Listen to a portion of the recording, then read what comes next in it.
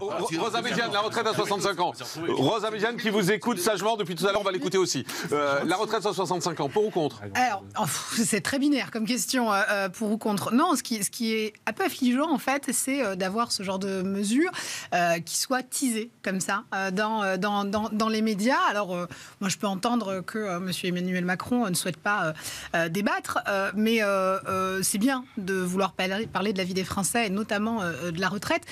Mais je trouve que c'est pas très sérieux la manière de faire. Alors, ce matin, on a vu quelques lieutenants sur les différents plateaux commencer à parler du fond de cette mesure. Alors, ce matin, j'entends... C'est-à-dire qu'il y a une fuite hier soir, enfin c'est très organisé, il y a une fuite hier soir dans la presse, et ce matin, tous les lieutenants sont dans la presse pour dire, oui, effectivement, c'est dans le projet. Exactement ça. Sauf que le projet, on ne le connaît pas, on ne sait pas encore comment il est structuré, et ça donne un peu le sentiment qu'on jette un petit peu un appât, puis on attend de voir comment ça prend. Je crois qu'on mérite un petit peu mieux en termes de débat public, surtout à 30 jours du premier tour de l'élection. Et donc, quand j'entends M. Ferrand qui remet la question d'un euro cotisé qui a la même valeur, quand il explique qu'on aura un régime unique, mais uniquement pour les premiers entrants, très bien, mais est-ce qu'on peut en débattre, en fait, sérieusement? Est-ce que depuis ce quinquennat, on en a reparlé, en fait, avec les syndicats? Est-ce que le projet de loi qu'ils avaient réalisé a évolué? Enfin, encore une fois, ils sont au pouvoir, ils travaillent.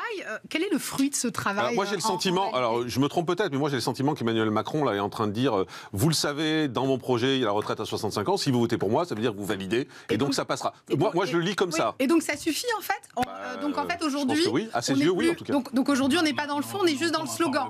C'est 65 ans ou rien.